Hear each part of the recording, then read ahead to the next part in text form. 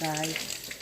This is our new norm, okay? This is our new norm. When you go to the produce store, you get your fruits. Please wash them. When you wash them, put them in a clean towel. They get dry, you put it in the refrigerator for your family. Just to keep all of you guys safe, okay? It's very important. I'm just on the produce store. I bought my vegetable, my fruit, and this is how I'm going to do everything. I love fruit for my family. I love fruit. And this time, for the situation we're in, eat a lot of oranges too. It's very good. A lot of oranges. No matter how many you eat a day, okay? This is how I did them. Alright?